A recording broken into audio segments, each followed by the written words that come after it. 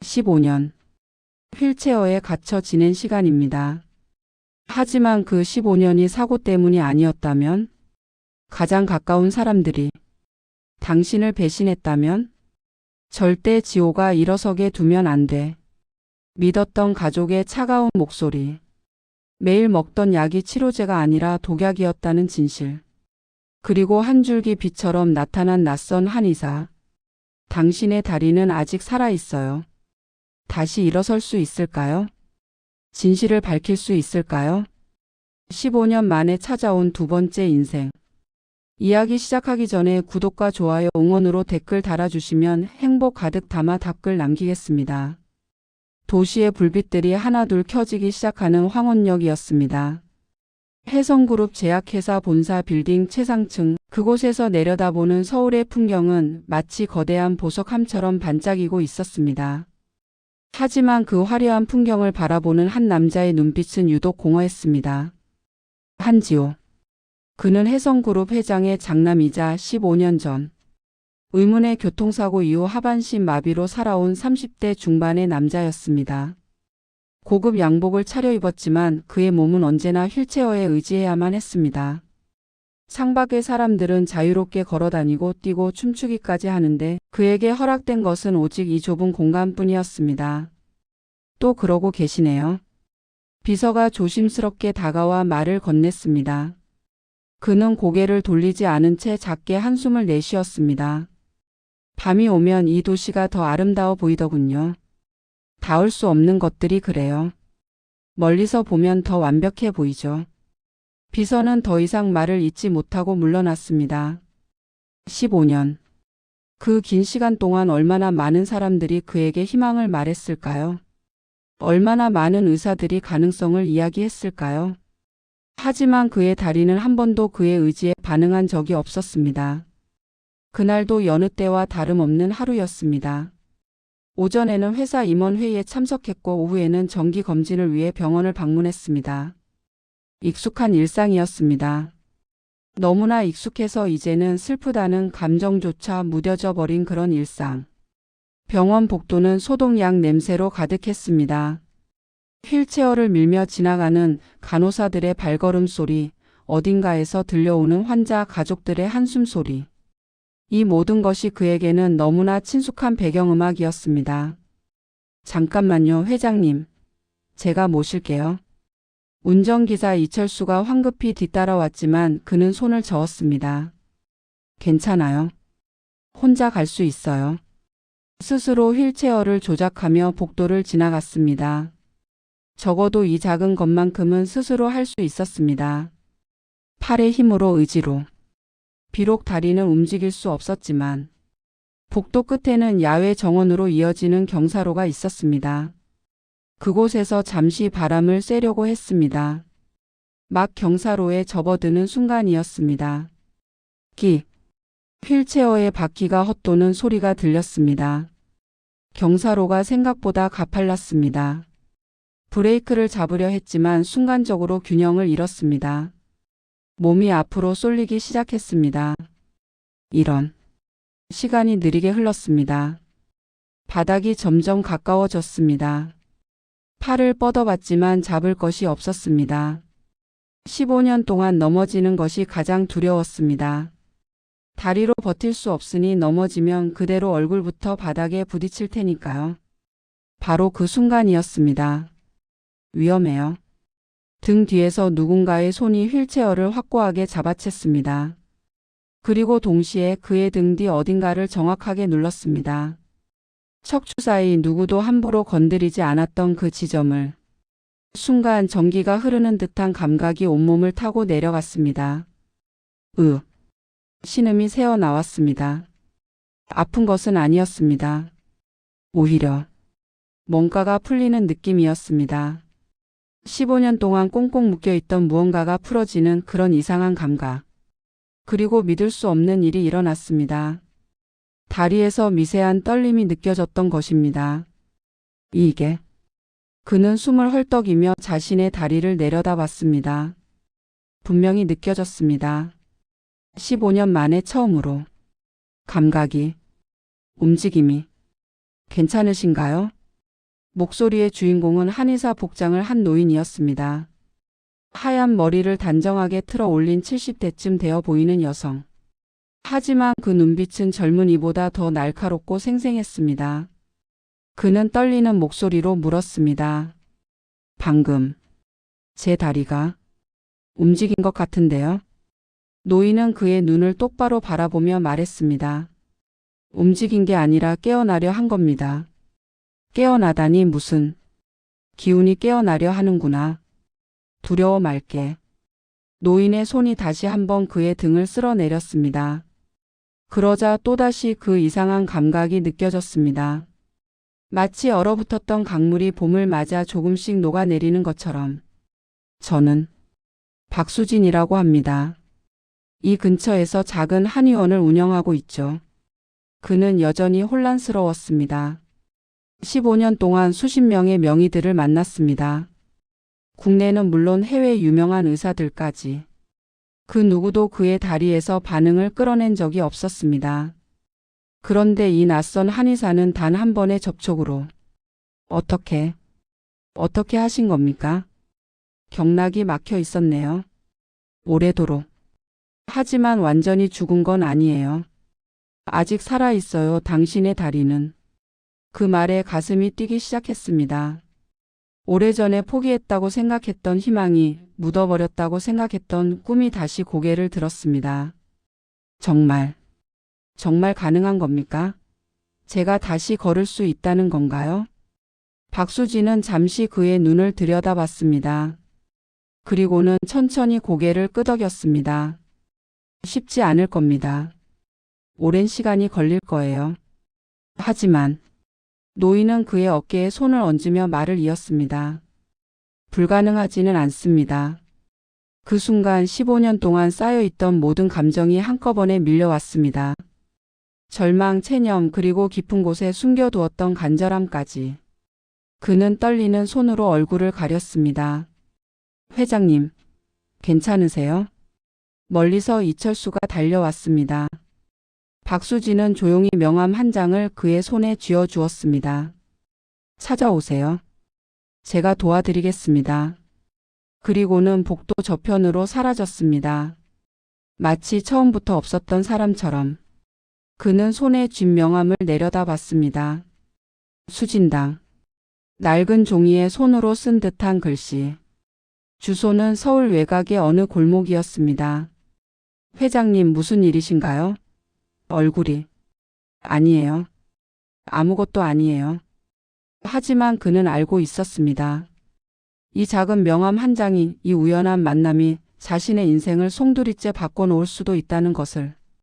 그날 밤 그는 처음으로 다리를 만져봤습니다.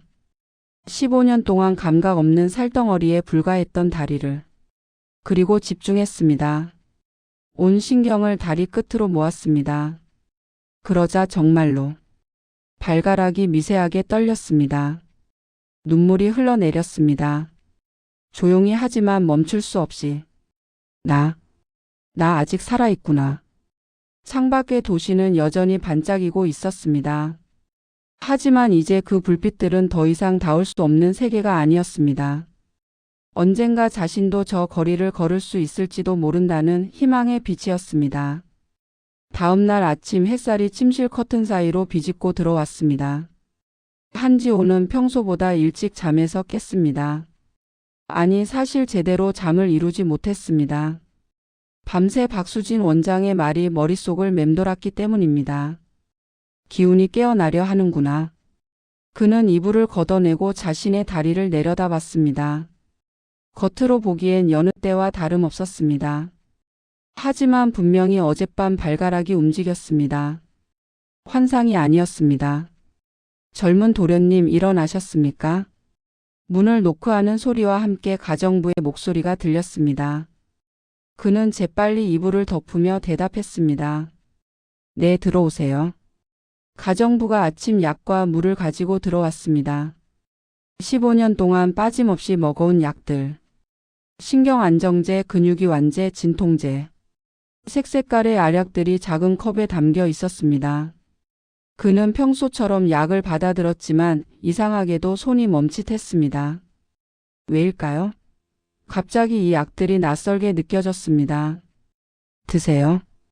민우 도련님께서 직접 조제하신 거라 더 안전하답니다. 그렇군요. 한민우. 그의 이복 동생이자 신경외과 의사였습니다. 15년 전 아버지 한태준이 재혼한 채은혜의 아들. 의학을 전공하고 형을 위해 헌신적으로 약을 관리해왔다고 모두가 칭찬했습니다. 그는 약을 입에 넣었지만 몰래 혀 밑에 숨겼습니다. 가정부가 나가길 기다렸다가 휴지에 뱉어냈습니다. 이유는 알 수 없었지만 어제 박수진을 만난 이후로 뭔가 찝찝한 기분이 들었습니다. 경락이 막혀 있었다는 말. 그리고 오래도록이라는 표현. 마치 자연스러운 것이 아니라 누군가 의도적으로 막아놓은 것처럼 들렸습니다.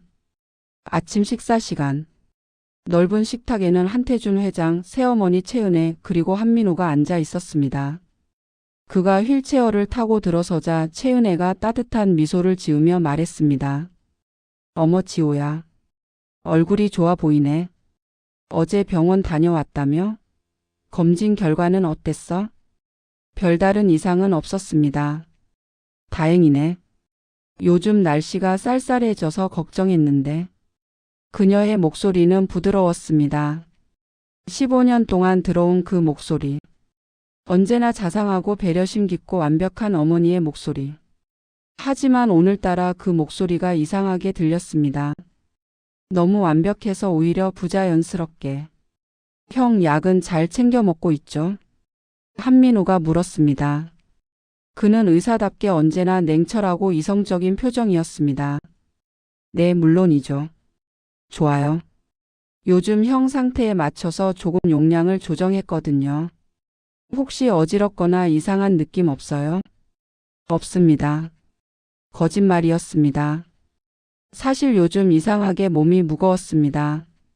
팔을 움직이는 것조차 힘들 때가 많았습니다. 하지만 그저 나이 때문이라고 오래 앉아 있어서 그런 거라고 생각했었습니다. 그럼 됐어요. 계속 그 용량으로 가면 될 것 같네요. 한민우는 만족스러운 표정을 지었습니다. 그 표정을 보는 순간 한지호의 가슴 한편이 싸늘해졌습니다.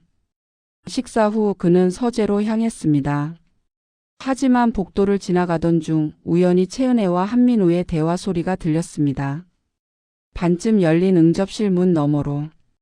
요즘 지호 상태 어때? 채은혜의 목소리였습니다. 하지만 아까와는 달랐습니다. 날카롭고 차갑고 계산적인 목소리. 안정적이에요. 약 용량을 늘렸으니까 앞으로 더 얌전해질 겁니다. 얌전해진다는 게 무슨 뜻이야? 더 무기력해진다는 뜻이죠. 뭘 시도할 힘도 없어질 거예요. 한지호는 숨을 죽였습니다. 휠체어를 조심스럽게 벽 쪽으로 밀착시켰습니다. 그나저나 어제 병원에서 이상한 한의사를 만났다는 얘기 들었어? 네. CCTV로 확인했어요. 복도에서 지호 형이 휠체어 사고 날 뻔했을 때 도와준 노인이 있었어요. 그게 뭐가 문제야? 문제는 그 후로 형이 약간 달라진 것 같다는 겁니다. 오늘 아침에도 뭔가 표정이 예전과 달랐어요. 침묵이 흘렀습니다. 무거운 침묵. 그리고 채은혜가 말했습니다. 절대 지호가 일어서게 두면 안 돼. 그러면 우리 계획이 무너져. 한지호의 심장이 쿵쾅거렸습니다. 귀가 멍멍해졌습니다. 그 한의사 신원 파악해. 어느 한의원 사람인지 지호랑 무슨 관계인지 전부 조사해. 알겠어요. 근데 어머니 너무 걱정하지 마세요. 형은 이미 15년째 그 상태잖아요. 지금 와서 갑자기 나을 리 없어요. 그래도 방심하면 안 돼. 만약 지호가 회복이라도 하면 재산 상속 구도가 완전히 바뀌어.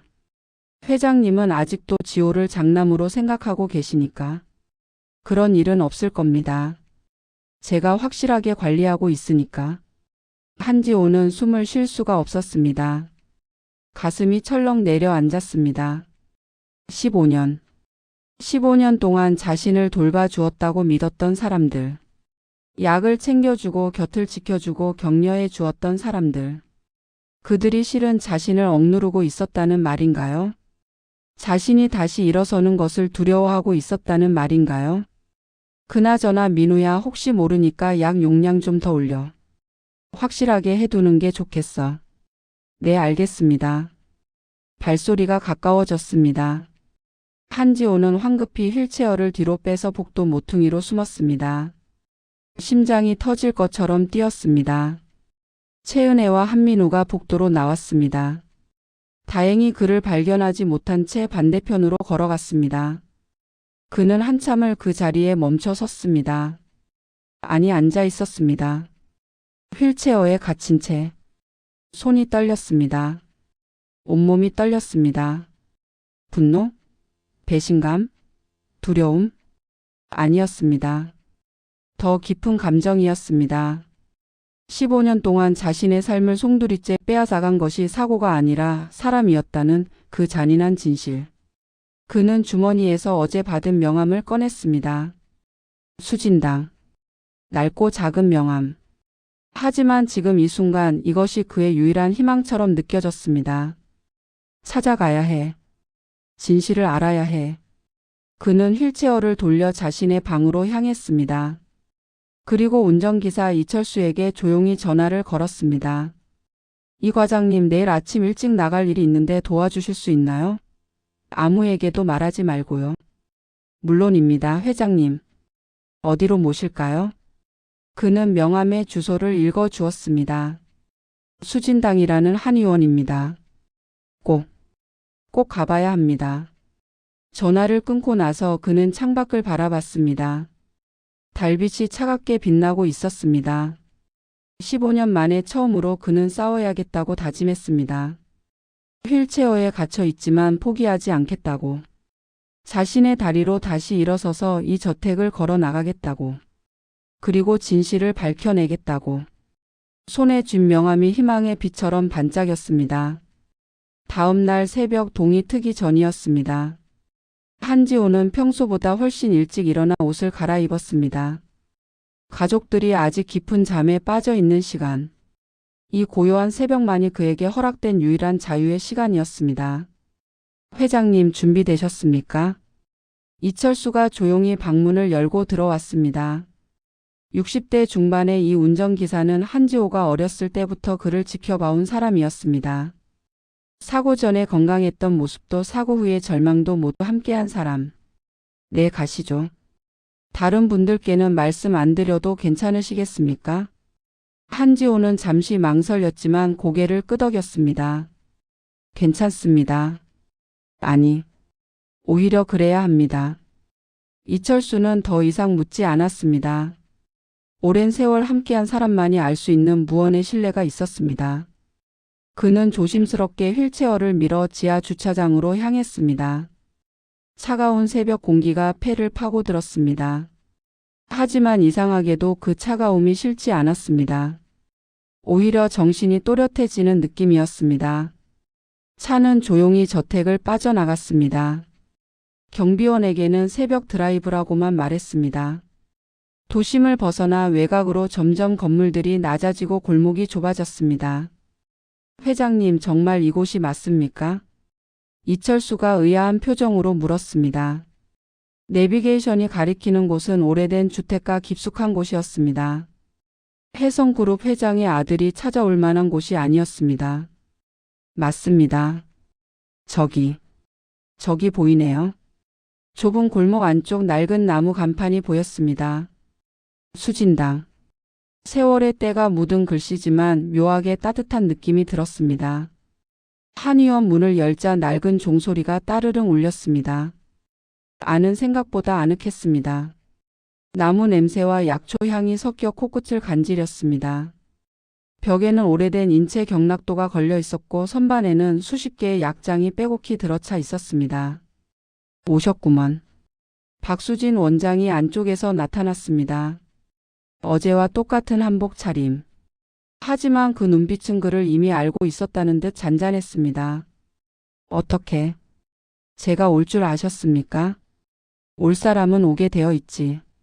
자, 이리 들어오게나. 진료실은 더욱 작았습니다. 낡은 침대 하나와 작은 책상 그리고 침을 담아둔 소독기. 현대식 병원의 최첨단 장비들에 익숙했던 그에게는 낯선 풍경이었습니다. 하지만 이상하게도 마음이 편안해졌습니다. 손을 내밀어 보게. 박수진은 그의 손목을 잡고 맥을 짚기 시작했습니다.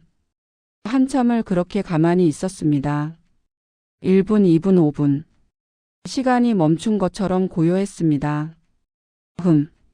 박수진의 얼굴이 굳어졌습니다. 이 막힌 기운은 사고로 생긴 게 아니네. 네? 누군가 오래도록 눌러온 흔적이야. 의도적으로. 한지호의 온몸에 소름이 돋았습니다. 어제 들었던 대화가 떠올랐습니다. 최은혜와 한민우의 그 차가운 목소리들이. 원장님, 그게 무슨 뜻입니까? 당신이 먹어온 약들 혹시 누가 직접 조제해 주던가? 제 동생이 의사인데 그 친구가 관리해 줬습니다. 박수진은 천천히 고개를 끄덕였습니다. 그렇군. 그렇다면 이제 이해가 되네. 당신의 경락을 막은 건 사고가 아니야. 약이야. 약이요? 오랜 시간 특정 성분을 복용하면 신경 전달이 억제되지. 겉으로는 치료제처럼 보이지만 실은 당신을 계속 그 상태로 묶어두는 독약이었던 거야. 한지호는 숨이 막혔습니다. 믿고 싶지 않았습니다. 하지만 모든 퍼즐이 맞아떨어졌습니다. 하지만 완전히 죽은 건 아니야. 박수진은 그의 눈을 똑바로 바라봤습니다. 아직 살릴 수 있어. 시간이 걸리겠지만. 정말입니까? 목소리가 떨렸습니다. 15년 만에 처음으로 진짜 희망을 마주한 것 같았습니다. 침대에 엎드려 보게. 제대로 진단을 해봐야겠어. 박수진의 손가락이 그의 척추를 따라 천천히 내려갔습니다. 하나하나 혈자리를 짚으며 확인했습니다. 여기가 막혀있고 이쪽도. 참 정교하게 막아놨구먼. 풀 수 있습니까? 풀 수 있어. 하지만 한 번에는 안 돼. 조금씩 풀어야 해. 급하게 하면 오히려 위험해. 박수진은 소독기에서 침을 꺼냈습니다. 가늘고 긴 은침. 빛을 받아 반짝였습니다. 아플 거야. 참을 수 있겠나? 참겠습니다. 평생 이 휠체어에 갇혀 사는 것보다는 아픔이 낫습니다. 침이 들어갔습니다. 척추 사이 가장 깊숙한 곳. 신음이 새어 나왔습니다. 전기가 흐르는 듯한 통증이 온몸을 관통했습니다. 하지만 동시에 뭔가 풀리는 느낌도 들었습니다. 두 번째 침. 땀이 등을 타고 흘러내렸습니다. 이를 악물었습니다. 세 번째, 네 번째, 다섯 번째. 침이 들어갈 때마다 그의 몸이 경련했습니다. 하지만 포기하지 않았습니다. 그리고 마지막 침이 들어간 순간 다리에서 미세한 떨림이 느껴졌습니다. 움직였어요. 아직 놀라긴 일러. 이건 시작일 뿐이야. 하지만 한지호는 울고 있었습니다. 15년 만에 느껴지는 감각. 15년 만에 자신의 의지로 움직이는 다리. 종아리가 떨렸습니다. 정말로. 환상이 아니었습니다. 원장님, 감사합니다. 정말. 아직 고맙다고 하기엔 일러. 갈 길이 멀어. 박수진은 침을 빼내며 말했습니다. 일주일에 3번은 와야 해. 그리고 집에서 먹는 약 당장 끊어야 해. 하지만 그러면 가족들이 눈치챌 텐데. 눈치채게 두게. 아니면 버리는 척하고 먹지 말든가. 그 약을 계속 먹으면 내가 아무리 치료해도 소용없어. 한지호는 고개를 끄덕였습니다. 알겠습니다. 끊겠습니다. 한의원을 나설 때 하늘이 환하게 밝아 있었습니다. 해가 떠오르고 있었습니다. 이철수가 휠체어를 밀며 조심스럽게 물었습니다. 회장님 괜찮으십니까? 얼굴이 많이 상기되셨는데. 괜찮습니다. 아니, 괜찮은 정도가 아니에요. 그는 자신의 다리를 내려다봤습니다. 이 과장님, 제 다리가 움직였어요. 정말로. 네? 15년 만에 처음으로. 제 의지로. 움직였어요. 이철수의 눈시울이 붉어졌습니다. 그는 아무 말도 하지 못한 채 고개를 끄덕였습니다. 차가 저택으로 향하는 동안 한지호는 창밖을 바라봤습니다. 세상이 달라 보였습니다. 희망이 보였습니다. 그리고 동시에 싸워야 할 적들의 얼굴도 선명해졌습니다. 나는 포기하지 않을 거야. 절대로. 손을 꽉 쥐었습니다. 떨리는 손을, 희망을 담은 손을. 한지호가 저택으로 돌아왔을 때는 아침 8시가 조금 넘은 시각이었습니다. 가족들이 식탁에 모여 앉아 있었습니다. 그가 식당으로 들어서자 채은혜가 밝은 미소를 지으며 말했습니다. 어머, 지호야. 아침 일찍 어디 다녀왔니? 산책이라도 했어? 네, 바람 좀 쐬고 왔습니다. 그래? 얼굴이 좋아 보이네. 기분 전환이 됐나 봐. 하지만 한지호는 알 수 있었습니다. 채은혜의 눈빛이 평소와 다르다는 것을. 탐색하는 눈빛. 의심하는 눈빛. 형, 혹시 어디 아프세요? 한민호가 날카롭게 물었습니다. 아니, 괜찮아요. 그런데 왜 땀을 이렇게 많이 흘리셨어요? 그리고 얼굴이 많이 붉은데? 날씨가 생각보다 따뜻해서 그래요. 거짓말이었습니다. 사실은 수진당에서의 침치료 때문에 아직도 온몸이 뜨겁게 달아올라 있었습니다. 그래요? 그럼 됐어요. 아참. 형, 약은 아침에 챙겨 드셨죠? 네. 또 거짓말이었습니다. 오늘 아침부터 약을 먹지 않았습니다. 박수진의 말대로 그 약이 자신을 묶어두는 사슬이라면 더 이상 먹을 수 없었습니다. 식사를 마치고 방으로 돌아왔을 때 한지호는 서랍에 쌓여있는 약들을 꺼냈습니다. 색색깔의 알약들. 15년 동안 하루도 빠짐없이 먹어온 약들. 이게 정말 나를 묶어둔 독이었을까? 그는 한 알을 집어들고 한참을 바라봤습니다. 그리고 조심스럽게 변기에 버렸습니다. 하나씩 하나씩. 물이 소용돌이치며 약들을 삼켰습니다. 15년간의 거짓도 함께. 그 시각 한민호는 자신의 서재에서 노트북 화면을 응시하고 있었습니다. CCTV 영상. 저택의 지하 주차장 현관 그리고 주변 도로의 블랙박스 영상들. 이상하네. 그는 화면을 되돌리며 중얼거렸습니다. 새벽 5시 47분 한지호를 태운 차량이 저택을 빠져나가는 장면. 그리고 3시간 후 돌아오는 장면. 어디를 갔던 거지? 내비게이션 기록을 확인했습니다. 목적지는 서울 외곽의 낡은 주택가. 여기가 어디야? 거리뷰를 검색했습니다. 좁은 골목들, 오래된 주택들 사이로 작은 간판 하나가 보였습니다. 수진당. 한의원. 한민호의 표정이 굳어졌습니다. 설마 그 노인? 그는 즉시 채은혜에게 전화를 걸었습니다. 어머니, 큰일 났어요. 무슨 일이야? 형이 오늘 새벽에 한의원에 다녀왔어요. 그 병원 복도에서 만났던 노인의 한의원이에요. 전화기 너머로 숨소리가 거칠어졌습니다. 뭐라고? 지호가? 네. CCTV와 블랙박스로 확인했어요. 당장 그 한의원 조사해. 어떤 곳인지, 누가 운영하는지, 지호한테 뭘 했는지 전부 알아내야 해. 알겠습니다. 전화를 끊고 한민호는 의자에 깊숙이 몸을 기댔습니다. 불안함이 엄습했습니다. 형이 정말 치료받고 있는 건가? 설마 효과가 있는 건 아니겠지? 하지만 마음 한편으로는 알고 있었습니다. 한지호의 얼굴이 달라졌다는 것을, 눈빛이 살아났다는 것을. 안 돼. 절대 형이 일어서게 둘 수 없어. 그는 서랍에서 약병을 꺼냈습니다. 한지호가 복용하는 약과 똑같이 생긴 알약들. 하지만 성분은 달랐습니다. 더 강한 신경억제제. 용량을 더 올려야겠어. 그날 오후 한지호는 의료 보조실에 있었습니다. 재활 장비들이 놓인 작은 공간. 15년 동안 수없이 왔던 곳이지만 한 번도 제대로 된 효과를 보지 못했던 곳. 하지만 오늘은 달랐습니다. 회장님, 정말 혼자 하시겠다는 겁니까? 담당 간호사 김유진이 걱정스러운 표정으로 물었습니다. 그녀는 5년째 한지호를 담당하고 있었습니다.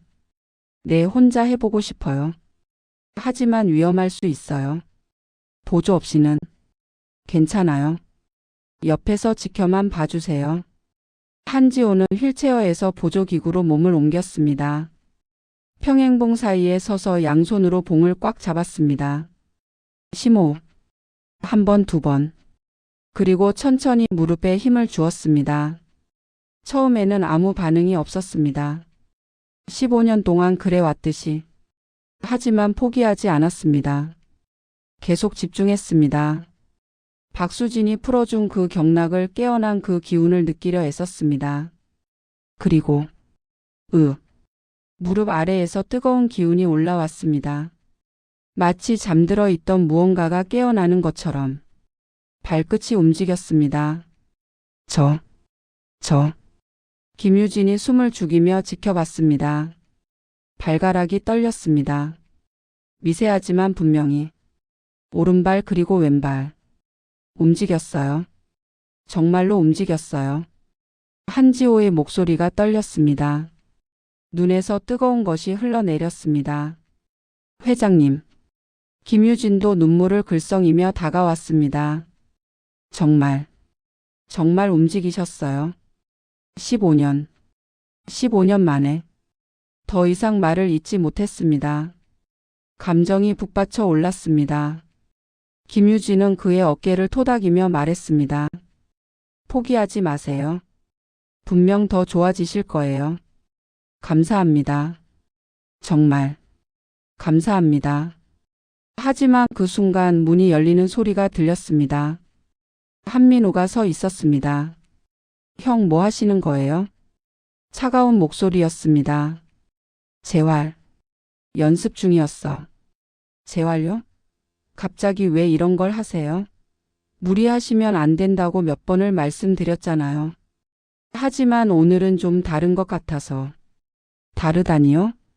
한민호가 날카롭게 물었습니다. 그의 눈빛이 의심으로 가득했습니다. 그냥 기분이 좋아서요. 형, 헛된 희망은 독이에요.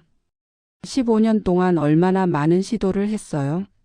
전부 실패했잖아요. 그 말에 한지호의 가슴이 싸늘해졌습니다. 헛된 희망이라고? 내가 다시 걷는 게 그렇게 두려운 거야? 민우야. 오늘 약은 제대로 드셨죠? 응. 확인 좀 해봐야겠어요. 요즘 형 상태가 이상해요. 한민호는 의료 기록을 확인하기 시작했습니다. 혈압, 맥박, 체온. 혈압이 올라갔네요. 약을 안 드신 거 아니에요? 먹었다니까. 그럼 용량을 올려야겠어요. 상태가 불안정해 보여요. 한민호는 처방전을 적기 시작했습니다. 더 강한 약, 더 많은 용량. 한지호는 그 모습을 바라보며 주먹을 꽉 쥐었습니다. 이제 알았어. 내가 날 묶어두고 있었다는 걸. 하지만 아직은 드러낼 수 없었습니다. 증거가 필요했습니다. 확실한 증거가. 알겠어. 약 잘 챙겨 먹을게. 그래요. 형을 위한 거예요. 한민호는 차갑게 웃으며 방을 나갔습니다. 문이 닫히자 김유진이 조용히 다가와 속삭였습니다. 회장님, 조심하세요. 무슨 뜻이죠? 저도 뭔가 이상하다고 느껴요. 하지만 제가 할 수 있는 말은 여기까지예요. 그녀는 그렇게 말하고 물러났습니다. 한지호는 혼자 남겨졌습니다. 창밖에 해가 서쪽으로 기울고 있었습니다. 긴 그림자들이 바닥에 드리워졌습니다. 전쟁은 이미 시작되었습니다. 보이지 않는 하지만 치명적인 전쟁이. 3일이 지났습니다. 한지호는 매일 새벽 수진당을 찾았습니다. 이철수의 도움으로 가족들 몰래 빠져나가는 것은 어렵지 않았습니다. 문제는 돌아온 후였습니다. 채은혜와 한민우의 시선이 점점 더 날카로워졌습니다. 감시가 심해졌습니다. 지호야, 요즘 얼굴이 많이 좋아 보이네. 채은혜가 아침 식사 중에 물었습니다. 하지만 그 목소리에는 다정함이 아니라 의심이 담겨 있었습니다. 운동을 좀 하고 있어서 그래요. 운동? 무슨 운동? 재활 운동이요. 의료보조실에서. 그래? 민우야, 내 형 재활 프로그램 확인해 봤어? 네, 확인했어요. 별다른 건 없었어요. 한민우는 거짓말을 했습니다. 사실 그는 이미 CCTV로 한지호의 발가락이 움직이는 걸 봤습니다. 그리고 그것이 얼마나 위험한 일인지 알고 있었습니다. 형, 약은 잘 드시고 계시죠? 물론이지. 또 거짓말이었습니다. 한지호는 일주일째 약을 먹지 않고 있었습니다. 대신 매번 약을 받아서 변기에 버렸습니다. 그리고 놀라운 변화가 일어나기 시작했습니다. 몸이 가벼워졌습니다. 15년 동안 느꼈던 그 무거운 피로감이 조금씩 사라지고 있었습니다. 팔에 힘이 생겼고 집중력이 좋아졌습니다. 그리고 무엇보다 다리에서 느껴지는 감각이 점점 선명해졌습니다. 그날 오후 한지호가 서재에서 책을 읽고 있을 때였습니다. 갑자기 밖이 소란스러워졌습니다. 안 돼요. 들어가시면 안 됩니다. 집사의 목소리가 들렸습니다. 그리고 무언가 부딪히는 소리. 한지호가 휠체어를 몰고 나가보니 현관에 낯선 사람들이 서 있었습니다. 검은 양복을 입은 경호원들. 그리고 그 사이에 채은혜가 서 있었습니다. 어머니, 무슨 일입니까? 지호야, 내가 다니는 곳이 어딘지 알아냈어. 차갑게 굳은 목소리였습니다. 더 이상 자상한 어머니의 가면은 벗겨진 채였습니다. 무슨 말씀이신지. 수진당. 그 허름한 한의원. 거기 매일 새벽마다 다니고 있었지? 한지호의 심장이 쿵쾅거렸습니다. 그게 어떻게? 내가 얼마나 많은 눈과 귀를 가지고 있는지 알아? 내 모든 행적이 다 보고되고 있어. 채은혜가 한 걸음 다가왔습니다. 지금 당장 그 한의원 가는 거 그만둬. 그리고 약 제대로 먹어. 싫습니다. 한지호가 처음으로 정면으로 거부했습니다. 뭐라고? 싫다고 했어요. 더 이상 당신들이 주는 약 따위 먹지 않겠어요. 채은혜의 얼굴이 일그러졌습니다. 내가 지금 무슨 말을 하는 거야? 알고 있어요. 그 약이 뭔지. 저를 치료하는 게 아니라 묶어두는 독이라는 걸. 순간 공기가 얼어붙었습니다. 채은혜는 잠시 당황한 표정을 지었지만 곧 차가운 미소를 지었습니다. 그 한의사가 그런 헛소리를 한 거야? 민우야. 한민우가 계단 위에서 내려왔습니다. 형, 그게 무슨 말이에요? 제가 형을 위해 얼마나 정성스럽게 약을 조제했는데. 정성? 15년 동안 날 휠체어에 묶어둔 게 정성이야? 형, 진정하세요. 스트레스를 많이 받으셔서 그런가 봐요. 안정제를 드려야겠어요. 한민우가 주머니에서 주사기를 꺼냈습니다. 가까이 오지 마. 한지호가 소리쳤습니다. 하지만 경호원 2명이 다가와 그의 팔을 붙잡았습니다. 나라고. 형, 조용히 하세요.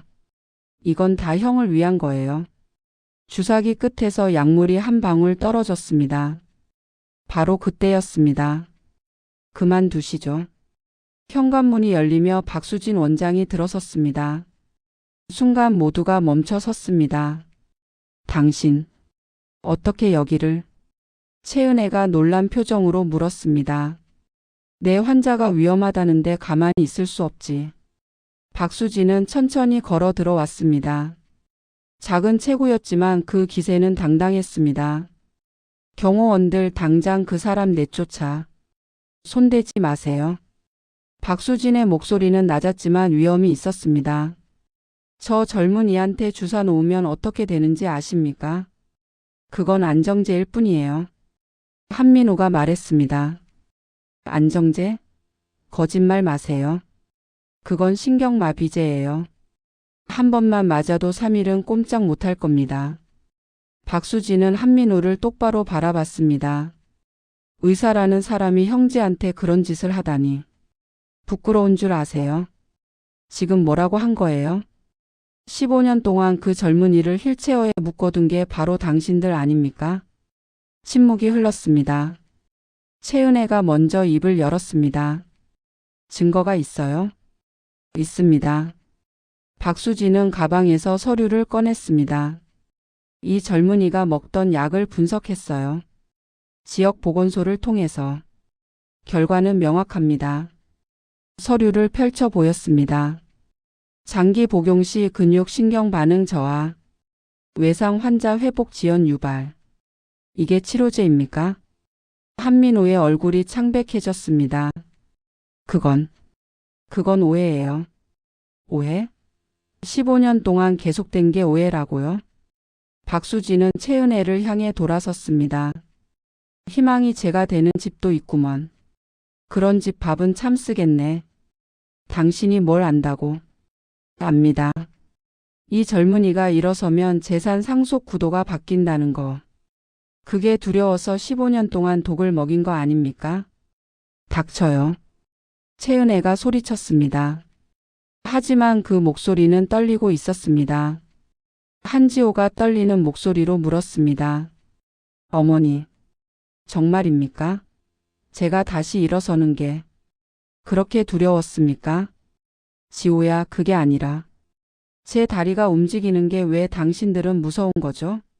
내가 다시 걷는 게 왜 문제인 거예요? 채은혜의 얼굴이 굳어졌습니다. 더 이상 변명할 말이 없었습니다. 내가 일어서면 우리는 끝이죠. 그게 두려웠던 거예요. 한지호는 웃었습니다. 슬프고 쓴 웃음이었습니다. 15년을 그렇게 살았군요. 지호야, 이제 그만하세요. 경호원들 물러나세요. 한지호의 목소리에는 처음으로 권위가 담겨 있었습니다. 전 이 집 장남입니다. 아직 아버지께서 살아계신 이상 제 권한은 유효해요. 경호원들이 망설이다가 한 걸음 물러섰습니다. 박수진은 한지호에게 다가가 어깨에 손을 얹었습니다. 괜찮겠나? 네, 괜찮습니다. 하지만 목소리는 떨리고 있었습니다. 채은혜와 한민호는 말없이 그 자리에 서 있었습니다. 15년간 쌓아온 거짓이 무너지는 순간이었습니다. 그리고 진실이 드러나는 순간이었습니다. 잔인하고 아프지만 반드시 필요한 진실이. 그날 밤 한지호는 박수진과 함께 수진당으로 갔습니다. 저택에 더 이상 머물 수 없었습니다. 채은혜와 한민호가 무슨 짓을 할지 알 수 없었기 때문입니다. 여기서 며칠 지내게. 안전할 거야. 박수진은 한의원 2층에 작은 방을 내주었습니다. 낡았지만 따뜻한 방이었습니다. 원장님 감사합니다. 정말 어떻게 보답해야 할지. 보답은 무슨. 자네가 다시 걷게 되는 게 보답이지. 박수진은 차를 끓여주며 말했습니다. 오늘 밤 마지막 막힌 곳을 풀어야겠어. 각오해야 해. 지금까지와는 비교도 안 될 만큼 아플 거야. 괜찮습니다. 감당하겠습니다. 그래. 하지만 한 가지 경고해 둘게. 박수진은 진지한 표정으로 그를 바라봤습니다. 마지막 혀를 풀면 막혔던 기억도 함께 돌아올 거야.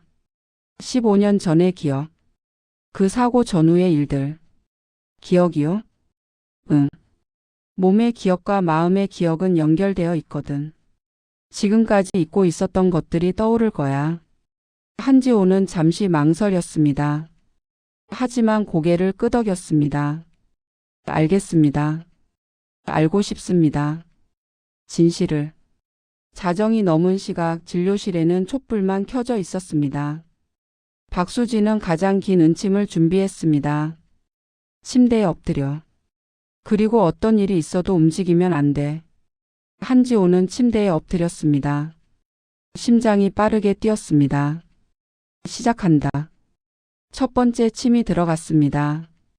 척추의 가장 깊은 곳, 지금까지 한 번도 건드리지 못했던 그곳. 온몸이 경련했습니다. 전기가 흐르는 게 아니라 불이 흐르는 것 같았습니다. 두 번째 침. 끄아. 비명이 새어 나왔습니다. 하지만 박수진은 멈추지 않았습니다. 세 번째, 네 번째, 다섯 번째. 침이 들어갈 때마다 한지호의 의식이 흔들렸습니다. 그리고 갑자기 뇌리에 성광처럼 기억이 스쳐 지나갔습니다. 15년 전. 그는 21살이었습니다. 아버지 한태준이 재혼한 지 3개월째 되던 날. 지호야, 아버지 사무실 좀 다녀와 줄래? 새어머니 채은혜가 밝게 웃으며 말했습니다. 네, 알겠습니다. 사무실로 향하던 복도. 아무도 없는 조용한 시간. 그때 뒤에서 손이 뻗어왔습니다. 채은혜의 손. 잠깐만. 그녀의 손이 한지호의 허리를 잡았습니다. 차갑고 정확하게. 척추 어딘가를 눌렀습니다. 순간 다리에 힘이 풀렸습니다. 어머니, 이게. 미안해, 지호야. 하지만 어쩔 수 없어. 그녀의 목소리는 차가웠습니다. 내가 장남으로 있으면 민호가 설 자리가 없거든. 무슨. 걱정 마. 금방 익숙해질 거야. 아프지 않을 거야. 그날 이후 한지호는 알 수 없는 통증에 시달렸습니다. 그리고 일주일 후 교통사고가 일어났습니다. 아니, 사고처럼 꾸며진 사건이었습니다. 브레이크가 고장 난 차. 미끄러지는 도로. 하지만 진짜 이유는 이미 그의 몸은 약으로 망가지고 있었습니다. 채은혜가 몰래 섞어놓은 약 때문에. 으아. 한지호가 비명을 지르며 깨어났습니다. 눈에서 눈물이 쏟아졌습니다. 기억났어. 다 기억났어요. 진정해. 천천히. 박수진이 그의 어깨를 눌렀습니다. 새어머니. 채은혜가 그날 제 척추를 눌렀어요. 고의로. 그래. 알고 있어. 그리고 약을 몰래 음식에 섞어서 제 몸을 망가뜨렸어요. 맞아. 사고도 꾸며진 거였어요. 이미 제 몸이 이상해지고 있었으니까. 한지호는 온몸을 떨었습니다. 15년을 그렇게. 분노와 슬픔이 한꺼번에 밀려왔습니다. 원장님, 저는 울어. 참지 마. 울어야 해. 박수진은 그의 등을 토닥였습니다. 한지호는 아이처럼 울었습니다. 15년 동안 참았던 모든 감정이 한꺼번에 터져 나왔습니다. 한참을 그렇게 울고 난 후 그는 조용히 물었습니다. 이제 어떻게 해야 하죠? 진실을 밝혀야지. 경찰에 신고해야 해. 증거가 있을까요? 있어. 내가 분석한 약물 성분 보고서. 그리고 자네 몸에 남아있는 혈자리 손상 흔적. 전문가가 보면 인위적인 거라는 걸 알 수 있어. 박수진은 서랍에서 두꺼운 파일을 꺼냈습니다. 이미 다 준비해뒀어. 보건소 법의학 전문가들과도 상담했고. 감사합니다. 감사는 나중에 해. 지금은 치료에 집중해. 박수진은 마지막 침을 들었습니다. 이제 정말 마지막이야. 이 침이 들어가면 자네 다리는 완전히 깨어날 거야. 네. 침이 들어갔습니다. 콰직. 뭔가 풀리는 소리가 들렸습니다. 아니, 느껴졌습니다. 15년 동안 얼어붙어 있던 무언가가 마침내 자유를 찾았습니다. 다리에서 뜨거운 기운이 솟아올랐습니다. 발가락, 발목, 종아리, 무릎. 모든 것이 살아났습니다. 원장님. 제 다리가. 일어나봐. 천천히. 박수진이 그의 손을 잡았습니다. 한지호는 침대에서 몸을 일으켰습니다. 15년 만에 자신의 힘으로 발을 바닥에 내려놓았습니다. 딛는 순간 온몸이 떨렸습니다. 하지만 무너지지 않았습니다. 서 있어요. 정말로. 눈물이 멈추지 않았습니다. 한 걸음 걸어봐. 박수진이 격려했습니다. 한지호는 심호흡을 했습니다. 그리고 오른발을 앞으로 내디뎠습니다. 휘청. 균형을 잃을 뻔했지만 박수진이 붙잡아 줬습니다. 괜찮아. 천천히. 왼발을 내디뎠습니다. 한 걸음, 두 걸음, 세 걸음. 걷고 있어요. 정말 걷고 있어요. 그래. 자네는 해냈어. 박수진의 눈에도 눈물이 맺혔습니다. 한지호는 그 자리에서 무너지듯 주저앉았습니다. 하지만 웃고 있었습니다. 감사합니다. 정말. 제 인생을 돌려주셔서. 아직 끝난 게 아니야. 이제 시작이야. 박수진은 그를 일으켜 세우며 말했습니다. 진실을 밝히고 자네 자리를 되찾아야지. 한지호는 고개를 끄덕였습니다. 창밖으로 새벽이 밝아오고 있었습니다. 긴 어둠이 끝나고 새로운 날이 시작되고 있었습니다. 다음 날 아침 박수진은 한지호와 함께 지역 경찰서를 찾았습니다. 15년 동안 숨겨져 있던 진실을 밝힐 시간이었습니다. 정말 신고하시겠습니까? 담당 형사가 신중한 표정으로 물었습니다. 네, 반드시 밝혀야 합니다. 한지호는 떨리지만 단호한 목소리로 대답했습니다. 박수진이 준비한 서류들을 책상 위에 펼쳐 놓았습니다. 이게 뭡니까? 제가 15년 동안 복용했던 약물의 성분 분석 결과입니다. 그리고 이건 법의학 전문가의 소견서고요. 형사는 서류를 꼼꼼히 살펴봤습니다. 페이지를 넘길 때마다 표정이 굳어졌습니다. 이건 심각한데요. 장기 복용 시 근육 신경 반응 저하, 외상 환자 회복 지연 유발, 인지 기능 저하. 박수진이 차근차근 설명했습니다. 치료제가 아니라 독약이었습니다.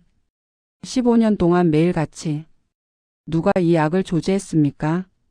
제 이복 동생입니다. 한민우. 신경외과 의사예요.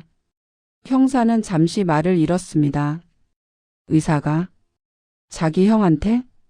네. 저를 휠체어에 계속 묶어두기 위해서였습니다.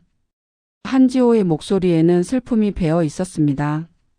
15년간 믿었던 가족의 배신. 그 아픔은 육체적 고통보다 더 깊었습니다. 동기가 뭡니까? 재산. 상속권 때문이었습니다. 제가 장남이거든요. 제가 건강하면 회사 경영권이 제게 돌아옵니다. 형사는 심각한 표정으로 고개를 끄덕였습니다. 이건 단순한 사건이 아닙니다. 약물 조작, 의료기록 변조, 재산 편취 시도. 여러 혐의가 얽혀 있네요. 조사해 주시겠습니까? 당연합니다. 하지만 회장님 각오하셔야 합니다. 가족을 상대로 한 고소라. 쉽지 않을 겁니다. 알고 있습니다. 한지호는 주먹을 꽉 쥐었습니다. 하지만 진실은 밝혀져야 합니다. 더 이상 거짓 속에서 살 수 없어요. 경찰 조사는 신속하게 진행되었습니다. 한민호가 조제한 약물들을 압수했고 국립과학수사연구원에 정밀 분석을 의뢰했습니다. 결과는 충격적이었습니다. 이 약물에는 승인되지 않은 성분이 다량 포함되어 있습니다. 국가수연구원의 보고였습니다. 신경 전달 물질을 차단하는 성분, 근육 이완을 극대화하는 성분, 그리고 장기 기억을 억제하는 성분까지. 장기 기억요? 네. 마치 환자가 과거를 제대로 기억하지 못하게 만드는 것 같습니다. 한지호는 소름이 돋았습니다. 그래서 15년 전의 기억이 흐릿했던 것입니다. 최은혜가 자신의 척추를 눌렀던 그 순간 약물이 음식에 섞여 있었던 사실들이 전부 안개 속에 묻혀 있었던 것입니다. 이 정도면 계획적 범행으로 봐야 합니다. 형사가 말했습니다. 단순히 약을 잘못 조제한 게 아니라 의도적으로 환자를 해한 겁니다. 의사 면허 박탈 대상이에요. 또 다른 형사가 덧붙였습니다. 그리고 상해죄, 감금죄, 재산 편취 시도. 형량이 상당할 겁니다. 같은 시각 한태준 회장의 저택. 최은혜와 한민호는 거실에 앉아 있었습니다. 긴장한 표정이었습니다. 어머니 어떻게 하죠? 형이 경찰서에 갔다던데. 진정해. 증거가 없어. 하지만 그 한의사가 약물 분석을 했다잖아요. 그게 법정에서 얼마나 효력이 있을지 모르잖아. 우리 변호사 팀이 있어. 채은애는 차분해 보이려 애썼지만 떨리는 손이 그녀의 불안을 드러냈습니다. 바로 그때 현관벨이 울렸습니다. 경찰입니다. 문 열어주십시오. 채은애와 한민우는 서로를 바라봤습니다. 얼굴이 창백해졌습니다. 집사가 문을 열었고 형사 4명이 들어왔습니다. 한민우 씨, 채은애 씨. 약물 조작 상해 감금 혐의로 동행 조사하겠습니다. 뭐라고요? 한민우가 벌떡 일어났습니다. 저는 형을 치료했을 뿐입니다. 15년 동안 정성스럽게. 치료? 국과수 분석 결과가 나왔습니다. 당신이 조제한 약에는 신경 억제 성분이 다량 포함되어 있었어요.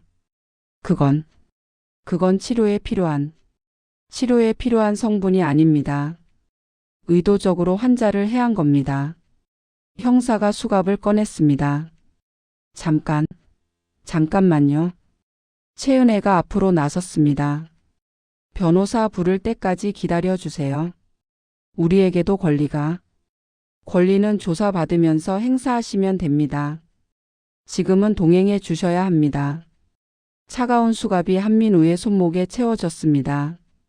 어머니, 진정해 민우야. 변호사가 해결할 거야. 하지만 채은애의 목소리는 더 이상 자신감이 없었습니다. 그들이 끌려가는 모습을 2층에서 한태준 회장이 지켜보고 있었습니다. 그의 얼굴에는 깊은 슬픔이 서려 있었습니다. 저녁 무렵 한지호는 아버지를 찾아갔습니다. 지팡이를 짚고 천천히 계단을 올라갔습니다. 서재 문을 열자 한태준이 창밖을 바라보고 있었습니다. 아버지. 지호야. 한태준은 천천히 돌아섰습니다. 그리고 아들이 걷는 모습을 보는 순간 눈시울이 붉어졌습니다. 내가 걷고 있구나. 내 아버지. 이제 걸을 수 있어요. 한지호는 아버지에게 다가갔습니다. 15년 만에 자신의 발로. 미안하다 지호야. 한태준의 목소리가 떨렸습니다. 내가 제대로 지켜주지 못했구나. 내 곁에 있는 사람들이 누군지도 몰랐어. 아버지 잘못이 아니에요. 아니야. 내 잘못이야. 재혼하면서 너를 소홀히 했어. 은혜가 너를 잘 돌봐줄 거라 믿었는데. 한태준은 얼굴을 손으로 가렸습니다. 15년 동안 내 아들이 독을 먹고 있었는데 나는 몰랐어. 이제 알았잖아요. 그걸로 됐어요. 한지호는 아버지의 어깨에 손을 얹었습니다. 이제 진실이 밝혀졌고 저는 다시 걸을 수 있게 됐어요. 그걸로 충분해요. 지호야. 한태준은 아들을 껴안았습니다. 오랜만에 느껴지는 따뜻한 체온. 용서해다오. 제대로 된 아버지가 되지 못해서. 아버지. 두 사람은 한참을 그렇게 서 있었습니다. 창밖으로 해가 지고 있었습니다. 하지만 이들의 마음속에는 새로운 희망이 떠오르고 있었습니다. 아직 갈 길은 멀었지만 적어도 진실은 밝혀졌습니다. 그리고 그것만으로도 다시 시작할 용기가 생겼습니다. 일주일이 흘렀습니다. 한지호는 매일 수진당에서 재활 치료를 받았습니다. 약물의 독성이 빠져나가면서 몸은 점점 더 가벼워졌고 다리에 힘이 생기기 시작했습니다. 오늘은 지팡이 없이 걸어볼까? 박수진이 제안했습니다. 지팡이 없이요? 이제 할 수 있어. 내 다리를 믿어봐. 한지호는 지팡이를 벽에 기대 놓았습니다. 심호흡을 했습니다. 긴장으로 손바닥에 땀이 맺혔습니다. 천천히. 한 걸음씩. 박수진이 조금 떨어진 곳에서 손을 뻗었습니다. 한지호는 오른발을 들어 올렸습니다. 15년 동안 해보지 못했던 가장 단순한 동작. 발을 내디뎠습니다. 휘청. 균형이 흔들렸지만 무너지지 않았습니다. 왼발을 내디뎠습니다. 한 걸음, 두 걸음, 세 걸음. 하고 있어. 제가 하고 있어요. 네 걸음, 다섯 걸음. 박수진의 손에 닿았습니다. 해냈어. 잘했어. 정말 잘했어. 박수진은 흐뭇한 미소를 지었습니다. 한지호는 그 자리에 주저앉았습니다. 웃으면서 울고 있었습니다. 저 정말로 서 있어요. 걷고 있어요. 그래. 이제 진짜 자유야. 원장님, 정말 감사합니다. 어떻게 보답해야 할지. 보답은 필요 없어. 다만 한 가지만 약속해줘. 무엇이든 약속하겠습니다. 앞으로 내 삶을 제대로 살아. 다시는 누구에게도 억눌리지 말고. 한지호는 고개를 끄덕였습니다. 약속합니다. 그날 오후 경찰서에서 연락이 왔습니다. 최은혜와 한민우의 조사가 마무리되었고 검찰로 송치되었다는 내용이었습니다. 회장님, 피해자 진술이 필요합니다. 오실 수 있으신가요? 네, 가겠습니다. 한지호는 경찰서로 향했습니다. 이번에는 휠체어가 아니라 자신의 두 발로 걸어서 조사실 앞 복도에서 그는 최은혜를 마주쳤습니다. 그녀는 초췌해 보였습니다. 화려했던 메이크업도 우아했던 옷차림도 사라졌습니다. 수갑을 찬 채 경찰관 사이에 서 있는 그녀는 그저 지쳐 보이는 중년 여성일 뿐이었습니다. 지호야. 최은혜가 떨리는 목소리로 불렀습니다. 한지호는 멈춰 섰습니다. 내가 걷고 있구나. 네, 이제 걸을 수 있어요. 침묵이 흘렀습니다. 무거운 침묵. 미안해. 최은혜의 목소리가 떨렸습니다. 정말 미안해. 무엇이 미안하신 건데요? 한지호의 목소리는 차갑지 않았습니다. 그저 슬픈 목소리였습니다. 15년 동안 날 속인 것? 독을 먹인 것? 아니면 제 인생을 빼앗은 것? 다 미안해. 내가 일어서면. 최은혜는 말을 잇지 못했습니다. 우리는 끝이야. 그게 두려웠어. 한지호는 그 말을 대신 끝냈습니다. 네, 맞아요. 그게 두려웠어. 민호를 위해서. 아니, 나를 위해서였어. 저는 한 번도 당신들을 해치려 한 적 없는데. 알아? 그래서 더 미안해. 최은혜의 눈에서 눈물이 흘러내렸습니다. 용서를 바라는 건 아니야. 자격도 없고. 다만 그녀는 한지호를 똑바로 바라봤습니다. 내가 다시 걸을 수 있게 돼서 진심으로 다행이야. 한지호는 아무 말도 하지 않았습니다. 그저 고개를 끄덕였을 뿐입니다. 가세요. 더 이상 할 말은 없어요. 최은혜는 고개를 숙였습니다. 경찰관이 그녀를 데리고 갔습니다. 한지호는 그 뒷모습을 바라봤습니다. 분노도 미움도 느껴지지 않았습니다. 그저 슬픔만 남았습니다. 조사실에 들어가자 한민우가 앉아 있었습니다. 두 사람의 시선이 마주쳤습니다. 형. 한민우의 목소리는 떨리고 있었습니다. 민우야. 형이 걷는 거 봤어요. 응. 이제 걸을 수 있어. 한민우는 고개를 떨구었습니다. 미안해요, 형. 정말 미안해요. 왜 그랬어? 우리 형제잖아. 형제라서. 더 그랬는지도 몰라요. 한민우가 고개를 들었습니다. 그의 눈은 붉게 충혈되어 있었습니다. 형은 항상 완벽했어요. 똑똑하고 능력 있고 아버지가 자랑스러워하는 장남. 민우야. 저는 항상 비교당했어요. 지호만 못하다는 말을 수없이 들었어요. 한민우의 목소리가 떨렸습니다. 그래서 미웠어요. 형이. 하지만 동시에 그게 형 잘못이 아니라는 것도 알았어요. 그래서 더 괴로웠어요. 미워해야 할 대상이 아닌데 미워하게 되는 게. 그러다 보니 어머니 말에 휩쓸렸어요. 한민우는 얼굴을 손으로 가렸습니다. 처음엔 약간만 조정하려고 했어요. 형이 조금만 약해지면 제가 빛날 수 있을 거라고 생각했어요. 하지만 멈출 수가 없었구나. 한지호가 말했습니다. 네, 한번 시작하니까 계속해야만 했어요. 형이 의심하지 않게, 형이 회복하지 못하게. 15년 동안. 네, 15년 동안. 침묵이 흘렀습니다. 형, 저 정말. 됐어.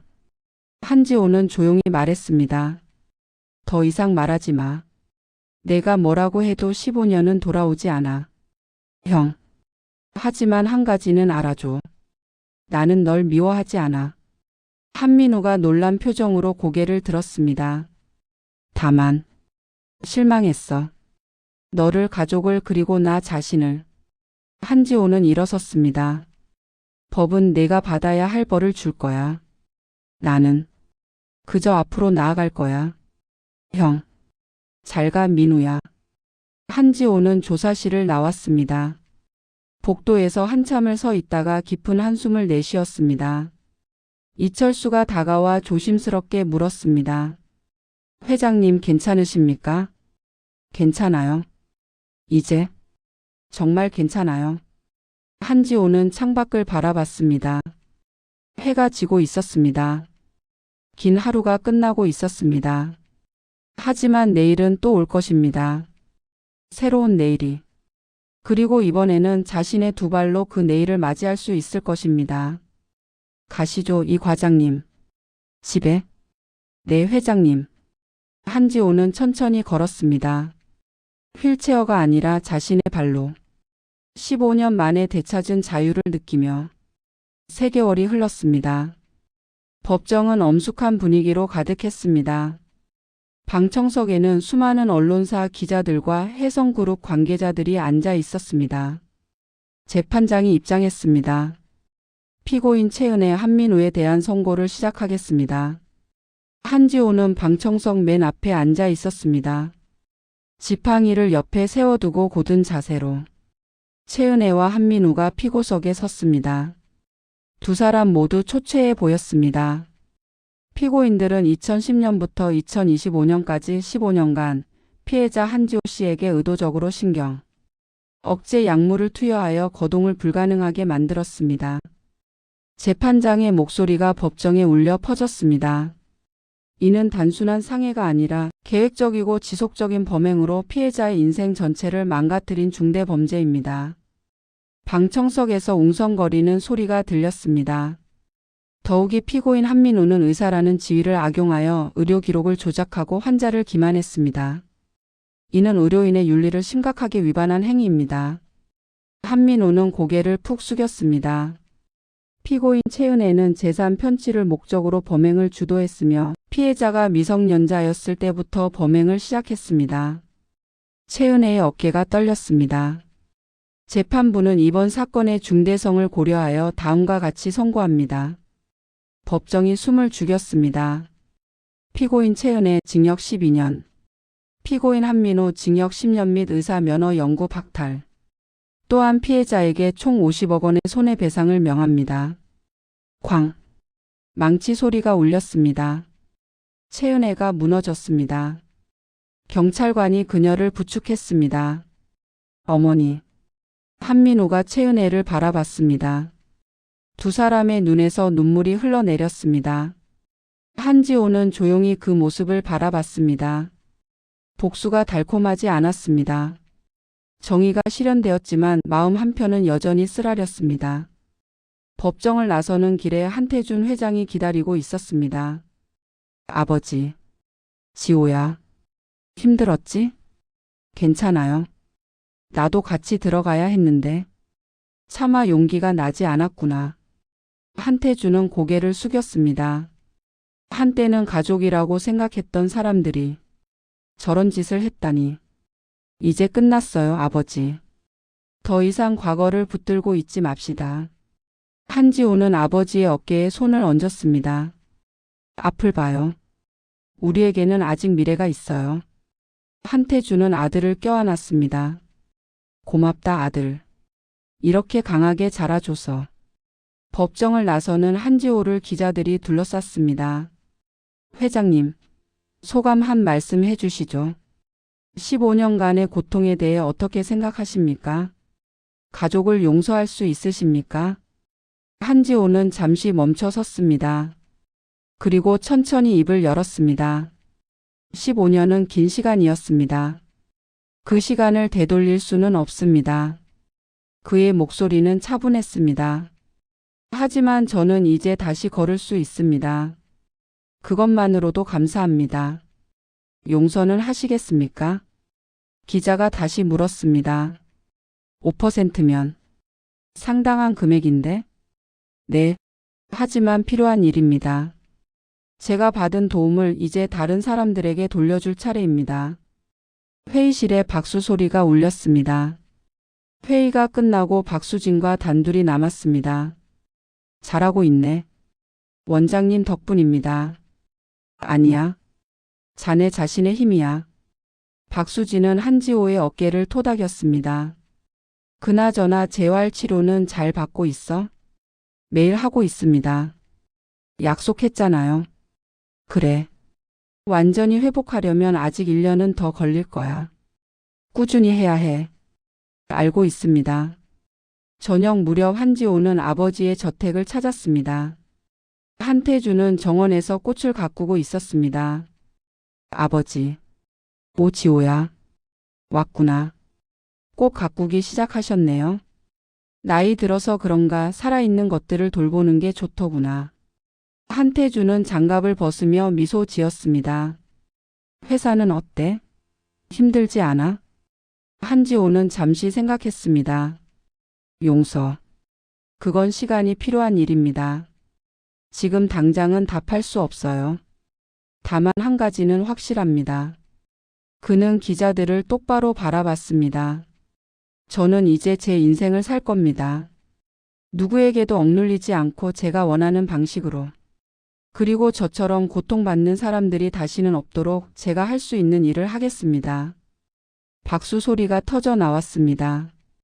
한지호는 고개를 숙여 인사하고 천천히 걸어갔습니다. 카메라 플래시가 터졌습니다.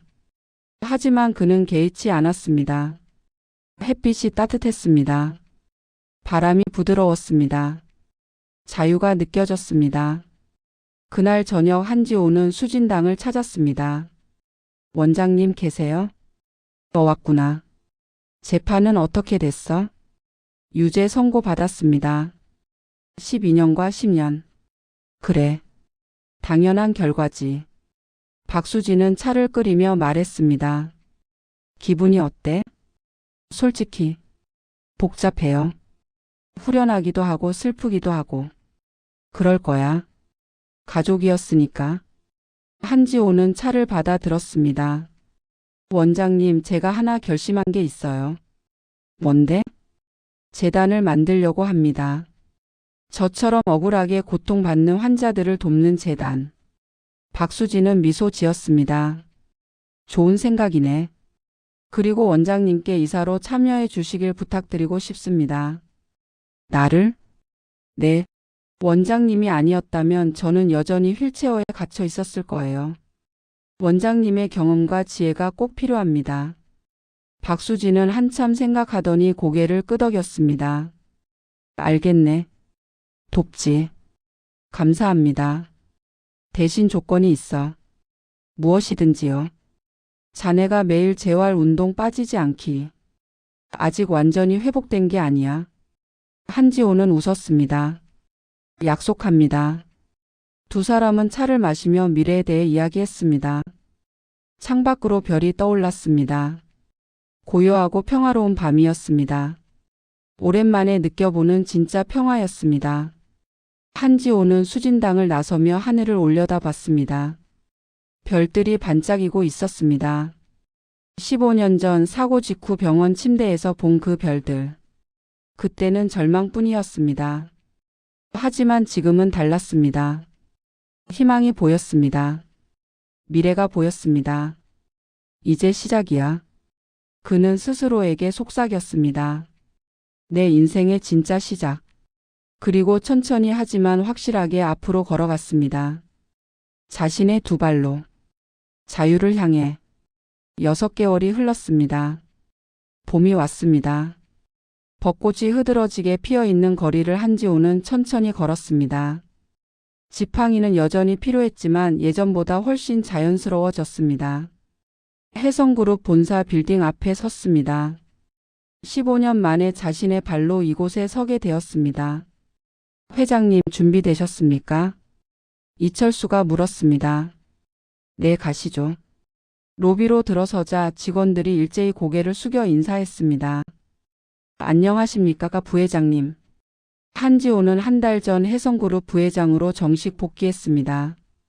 한태준 회장의 결정이었습니다. 장남인 자네가 회사를 이끌어야 해. 이제 그럴 준비가 됐지? 아버지의 말에 한지호는 고개를 끄덕였습니다. 엘리베이터를 타고 최상층으로 올라갔습니다. 15년 전 마지막으로 왔던 회장실. 문을 열자 넓은 사무실이 펼쳐졌습니다. 창밖으로 서울 시내가 한눈에 보였습니다. 예전에는 이 풍경이 멀게만 느껴졌는데 한지호는 창가로 걸어가 밖을 내려다봤습니다. 이제는 제 손이 닿을 수 있는 곳처럼 느껴지네요. 책상 위에는 서류들이 쌓여 있었습니다. 검토해야 할 계약서들, 승인해야 할 프로젝트들. 그중 하나가 눈에 띄었습니다. 희망재단 설립 계획서. 한지호가 직접 만든 재단이었습니다. 의료 사각지대에 있는 환자들을 돕고 의료사고 피해자들을 지원하는 재단. 부회장님, 재단 이사진 회의가 30분 후에 있습니다. 비서가 알려주었습니다. 알겠습니다.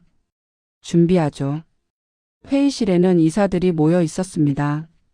그 중에는 박수진 원장도 있었습니다. 모두들 오셨군요. 시작하겠습니다. 한지호가 자리에 앉으며 말했습니다. 희망재단이 설립된 지 3개월이 지났습니다. 그동안의 성과를 보고드리겠습니다. 화면에 자료가 띄워졌습니다. 현재까지 총 47명의 환자를 지원했습니다. 의료비 지원, 법률 자문, 심리 상담까지. 그중 12명은 의료사고로 고통받던 환자들이었고 저희 재단의 도움으로 정당한 보상을 받았습니다. 박수진이 말했습니다. 좋은 일이네. 하지만 아직 부족해. 도움이 필요한 사람은 훨씬 더 많아. 알고 있습니다. 그래서 예산을 늘리려고 합니다. 한지호는 다음 자료를 보여주었습니다. 해성그룹 이익금의 5%를 재단에 기부하기로 이사회에서 승인받았습니다. 괜찮아요. 오히려 보람차요. 그래. 자네가 회사를 이끌게 돼서 다행이야. 한태준은 벤치에 앉으며 한지호를 바라봤습니다. 지호야, 내가 한 가지 말해줄 게 있어. 말씀하세요, 아버지. 나는 너를 자랑스럽게 생각한다. 한태준의 목소리가 떨렸습니다. 15년 동안 그 고통을 견디고 다시 일어섰잖아. 그리고 복수가 아니라 용서를 선택했어. 아버지. 그게 쉬운 일이 아니라는 거 나는 알아. 하지만 자네는 해냈어. 한태준은 아들의 손을 잡았습니다. 고맙다. 이렇게 훌륭한 아들을 둬서. 아버지. 저야말로 감사합니다. 끝까지 저를 믿어주셔서. 두 사람은 말없이 석양을 바라봤습니다. 정원의 핀 꽃들이 바람에 흔들렸습니다. 아름다운 저녁이었습니다. 그날 밤 한지호는 수진당을 다시 찾았습니다. 원장님 계세요? 왔어? 박수진은 차를 끓이고 있었습니다. 오늘 재활 운동하러 왔어요. 이 늦은 시간에? 낮에 회의가 많아서 시간을 못 냈어요. 약속은 지켜야죠. 박수진은 웃으며 고개를 끄덕였습니다. 그래. 착한 환자야. 재활 치료를 마치고 한지호는 박수진에게 차를 대접받았습니다. 원장님, 제게 물어볼 게 있어요. 뭔데? 언제쯤이면 완전히 정상으로 걸을 수 있을까요? 박수진은 잠시 생각했습니다. 1년. 아니, 자네 노력을 보면 6개월이면 되겠어. 정말요? 응.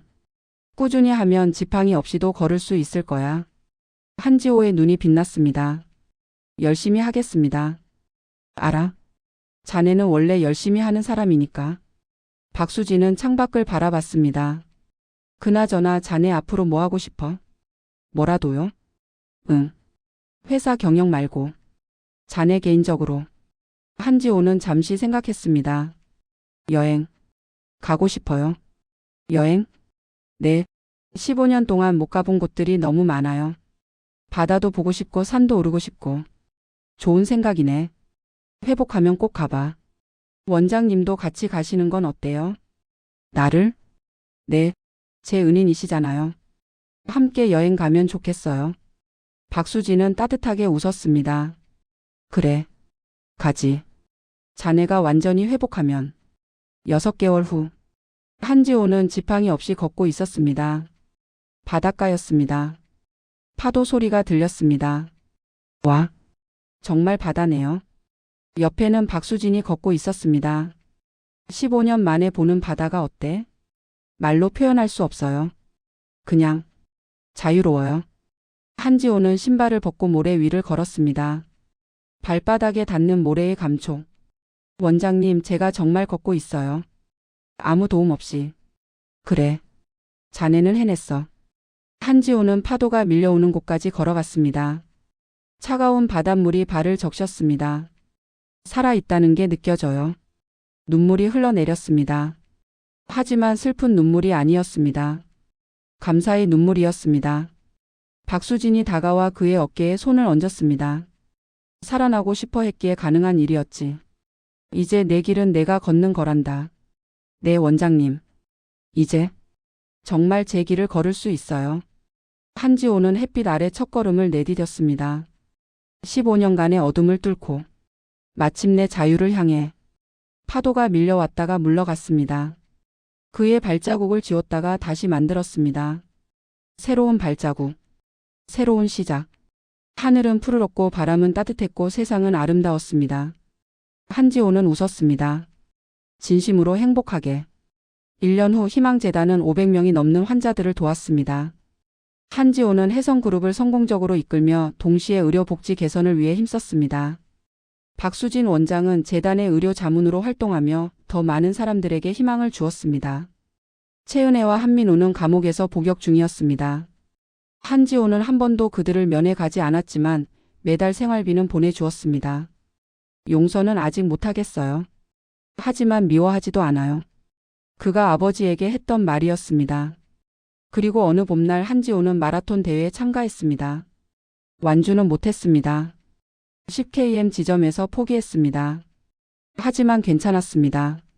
중요한 건 완주가 아니라 달릴 수 있다는 사실 자체였으니까. 결승선을 통과하는 다른 주자들을 보며 그는 박수를 쳤습니다. 그리고 스스로에게도 박수를 보냈습니다. 여기까지 온 자신에게. 다시 일어선 자신에게. 수고했어, 한지호. 그는 스스로에게 속삭였습니다. 정말. 수고 많았어. 하늘은 맑았고 봄바람은 부드러웠습니다. 그의 앞에는 끝없는 길이 펼쳐져 있었습니다. 그리고 이제 그 길을 걸어갈 수 있었습니다. 자신의 두 발로. 자유롭게. 행복하게. 감사합니다. 행복하고 즐거운 시간 되세요.